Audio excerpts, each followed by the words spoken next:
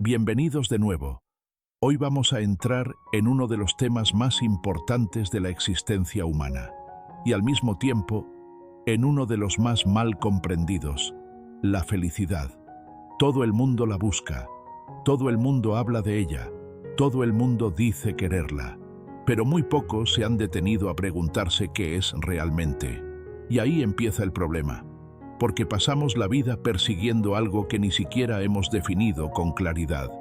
Si tú le preguntas hoy a la mayoría de las personas qué necesitan para ser felices, casi siempre te darán una lista: más dinero, más tiempo, una pareja correcta, un cuerpo diferente, más reconocimiento, más estabilidad, más éxito, como si la felicidad fuera una recompensa que la vida entrega solo cuando por fin se alinean todas las condiciones externas.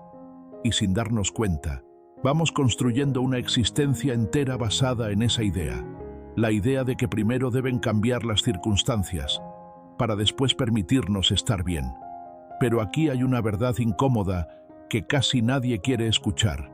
Esa fórmula no funciona, porque si tu paz depende de lo que pasa fuera de ti, entonces no tienes paz.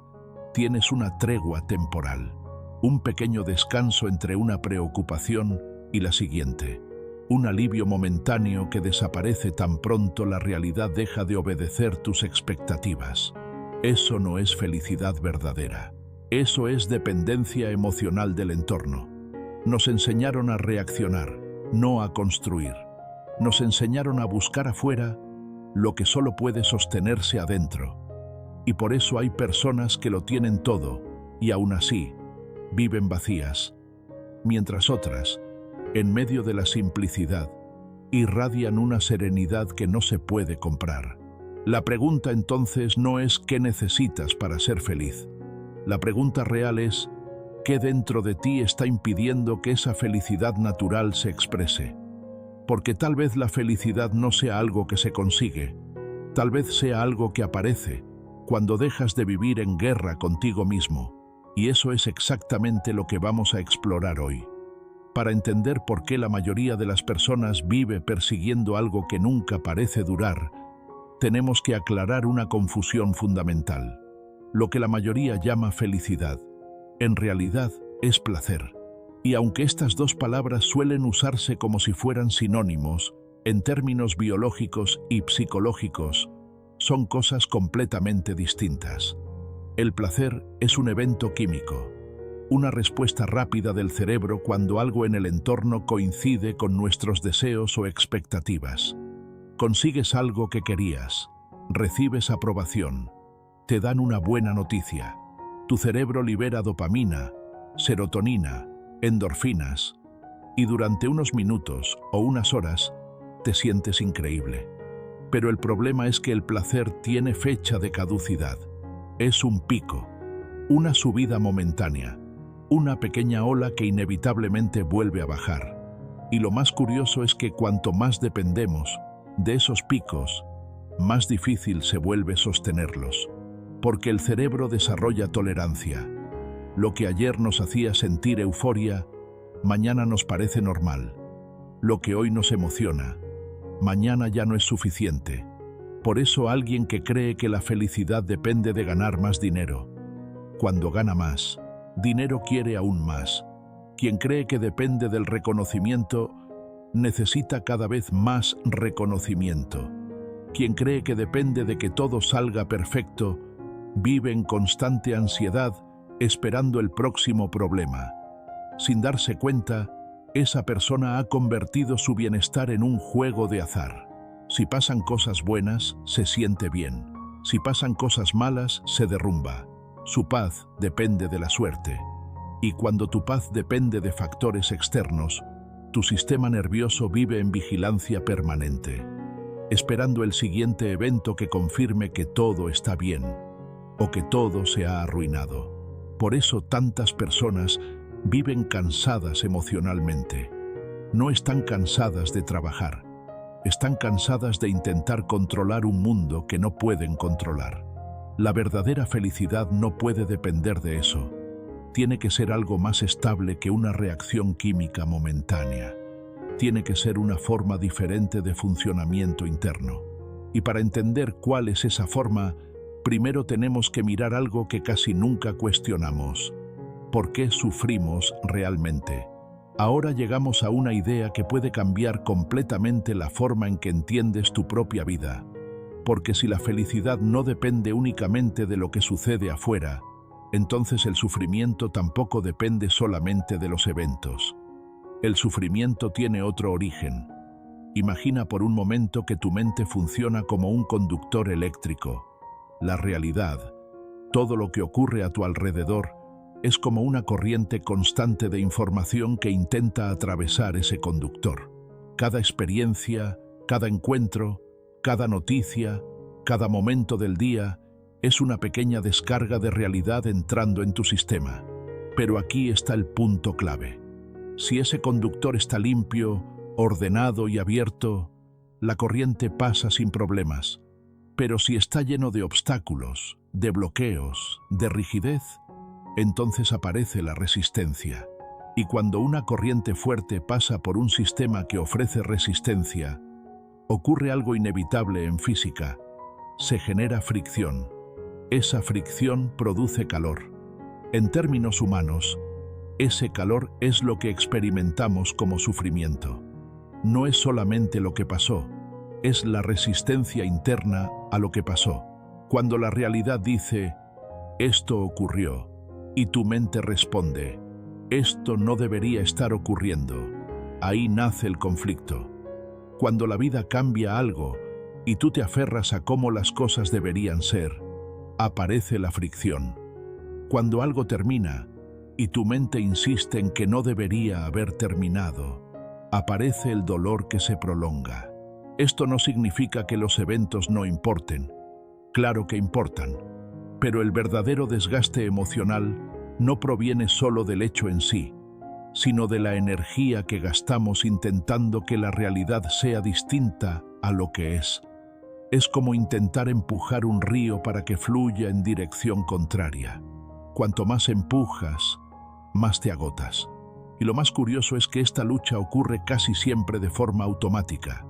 La mente se resiste, se queja, se anticipa, se preocupa, interpreta, sin que ni siquiera nos demos cuenta de cuánto esfuerzo interno estamos gastando. Por eso muchas personas terminan el día completamente agotadas, incluso sin haber hecho nada físicamente extenuante. No están cansadas del mundo, están cansadas de luchar contra él, dentro de su propia mente. Y para comprender mejor por qué sucede esto, tenemos que mirar más profundamente lo que ocurre dentro del cerebro cuando el sufrimiento aparece, porque lo que desde dentro sentimos como angustia, desde fuera, en el laboratorio, se ve como algo muy específico. Se ve como caos, y eso es exactamente lo que veremos ahora. Ahora bien, si pudiéramos mirar dentro del cerebro de una persona que está sufriendo intensamente, lo que veríamos no sería solo tristeza o preocupación. Lo que veríamos es desorden. Desde fuera, en un laboratorio, ese estado tiene una apariencia muy clara. Cuando una persona está atrapada en ansiedad profunda, en angustia o en un conflicto emocional fuerte, sus patrones cerebrales se vuelven irregulares. No hay armonía, no hay sincronización, hay ruido. Es como si diferentes partes del cerebro estuvieran intentando dirigir la orquesta al mismo tiempo. Por un lado, el hemisferio lógico intenta analizar la situación. Quiere entender qué pasó, por qué pasó, cómo solucionarlo. Empieza a generar pensamientos sin parar. ¿Qué hice mal? ¿Qué debería haber hecho? ¿Qué va a pasar ahora? Al mismo tiempo, el hemisferio emocional está saturado de sensaciones, recuerdos, imágenes, miedo, tristeza, tensión corporal. El corazón se acelera, la respiración se vuelve corta, los músculos se contraen. El problema es que estas dos partes no están trabajando juntas, están funcionando como sistemas desconectados. Imagina una orquesta en la que los violines tocan una melodía, mientras los tambores siguen otra completamente distinta. y los metales intentan imponer su propio ritmo. Eso no produce música, produce ruido. Y ese ruido, cuando ocurre dentro del sistema nervioso, es lo que la conciencia percibe como angustia, ansiedad o desesperación. Por eso el sufrimiento no es solo una emoción, es un estado de desorganización interna. Las señales no están alineadas. La energía mental se dispersa. El cerebro intenta resolver una contradicción constante entre lo que ocurre en el mundo y lo que la mente cree que debería estar ocurriendo. Ese conflicto genera una enorme cantidad de actividad neuronal desordenada. Y mantener ese estado consume una enorme cantidad de energía biológica. Por eso, cuando una persona está muy ansiosa o muy triste, siente algo curioso, un agotamiento profundo. No ha corrido, no ha levantado peso, no ha hecho un esfuerzo físico extraordinario, pero se siente completamente drenada, porque el cerebro ha estado gastando enormes cantidades de energía intentando resolver una guerra interna, una guerra entre la realidad y la resistencia mental a esa realidad. Y cuando esa guerra se mantiene durante demasiado tiempo, el sistema entero comienza a perder eficiencia. Sin embargo, aquí aparece una idea fascinante, porque si el sufrimiento es desorden, entonces la felicidad profunda no tiene que ver con emociones intensas, tiene que ver con algo mucho más simple y poderoso: orden. Y cuando el cerebro entra en ese orden interno, aparece algo que la ciencia empieza a estudiar con enorme interés: la coherencia. Si el sufrimiento aparece cuando el cerebro entra en caos, entonces la felicidad profunda aparece cuando ese sistema recupera el orden. No estamos hablando de una emoción intensa ni de una euforia momentánea. Estamos hablando de coherencia. Un cerebro coherente es un cerebro donde las distintas partes del sistema empiezan a sincronizarse. La razón y la emoción dejan de competir. El pensamiento deja de pelear con la experiencia. El cuerpo, la mente y la percepción comienzan a moverse en la misma dirección. Cuando eso ocurre, algo muy interesante sucede. La resistencia interna disminuye. La realidad sigue siendo la misma. El mundo no se vuelve perfecto. Los problemas no desaparecen mágicamente, pero la forma en que tu sistema nervioso procesa lo que ocurre cambia radicalmente. La tormenta mental se calma. Lo que antes se sentía como una lucha constante empieza a sentirse como flujo. La energía, que antes se desperdiciaba en conflicto interno, vuelve a estar disponible para vivir, observar y actuar con claridad. Por eso, la verdadera felicidad no se parece tanto a la excitación, sino a la paz. Es esa sensación silenciosa de estar alineado con el momento, de no estar peleando contra la experiencia, de sentir que, aunque la vida siga cambiando, dentro de ti hay un centro que permanece estable. Y cuando ese centro aparece, ocurre algo que muchas tradiciones han descrito durante siglos. La vida deja de sentirse como una batalla y empieza a sentirse como un movimiento natural en el que puedes participar sin perderte a ti mismo. Pero existe un estado aún más interesante donde esa coherencia alcanza su máxima expresión, un estado donde el yo deja de interferir y la experiencia simplemente fluye. Eso es lo que conocemos como estado de flujo. Existe un estado mental que muchos han experimentado alguna vez, aunque sea por unos minutos, y que nos muestra cómo se siente realmente una mente sin resistencia. En psicología se le conoce como estado de flujo. El flujo ocurre cuando la mente deja de interferir con lo que está sucediendo, cuando desaparece esa voz interna que constantemente juzga, analiza, anticipa o se preocupa. Es el momento en el que un músico está tan concentrado tocando que parece que la música fluye sola, o cuando un atleta entra en una racha perfecta donde cada movimiento se siente natural, preciso, casi automático. Incluso puede ocurrir en cosas simples: caminar, pintar, escribir. resolver un problema o tener una conversación profundamente presente. En ese estado, algo curioso ocurre. El yo narrativo se vuelve silencioso. La mente deja de preguntar si lo estás haciendo bien o mal. Deja de proyectarse hacia el futuro o de arrastrar el pasado. Solo queda la acción misma. La persona no siente que está controlando la experiencia. Más bien siente que está siendo llevada por ella. Y cuando esto sucede, el cerebro entra en un nivel de coherencia muy alto. Las distintas regiones comienzan a sincronizarse. El consumo de energía se vuelve más eficiente y el sistema nervioso deja de gastar recursos en conflicto interno. Por eso quienes viven estos momentos suelen describirlos de la misma manera. El tiempo parece desaparecer. La concentración se vuelve total y, paradójicamente, el esfuerzo se siente ligero. No porque la actividad sea fácil, sino porque la mente ya no está peleando con lo que está haciendo.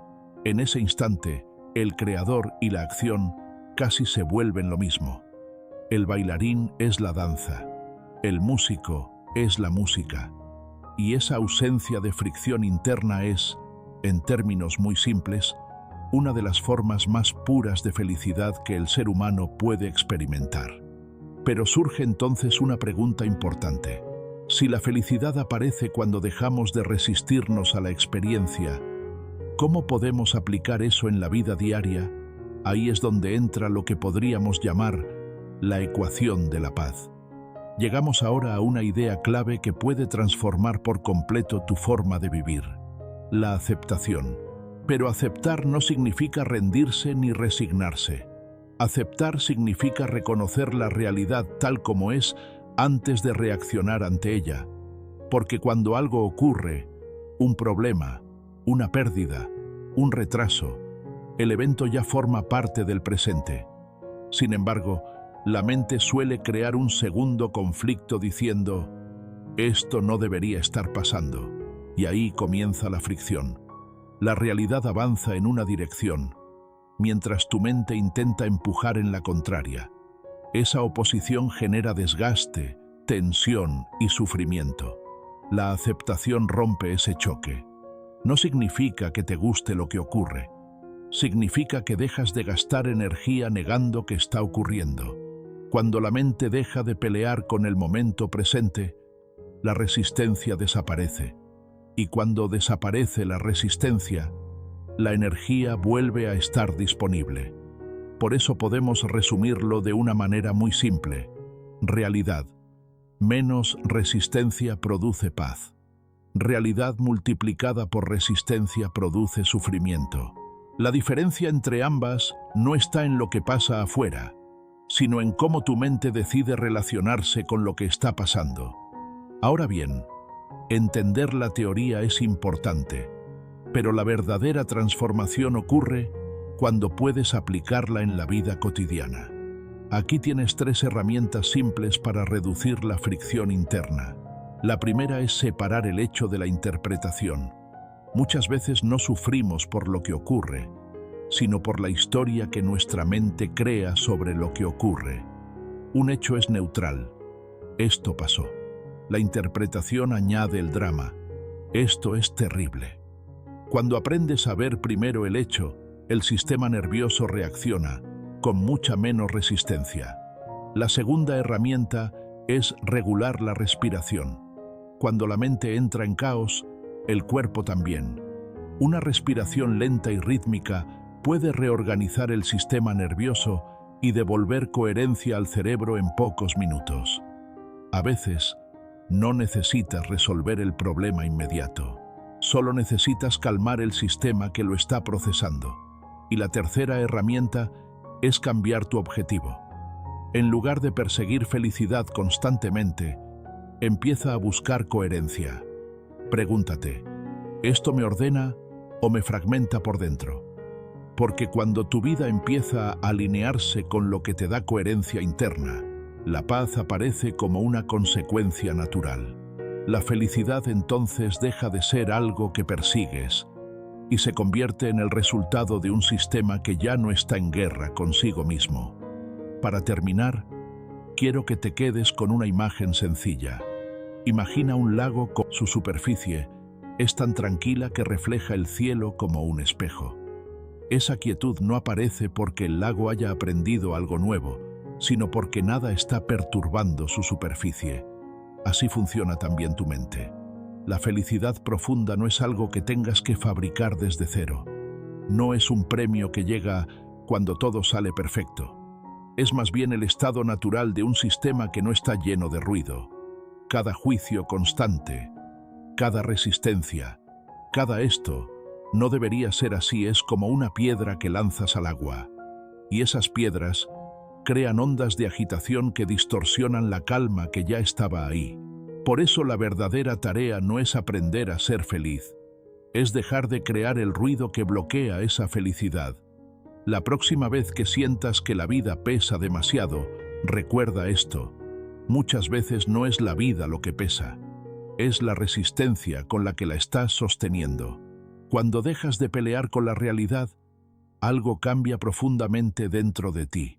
La mente se calma, la energía regresa y la paz aparece como lo que siempre fue, tu estado natural.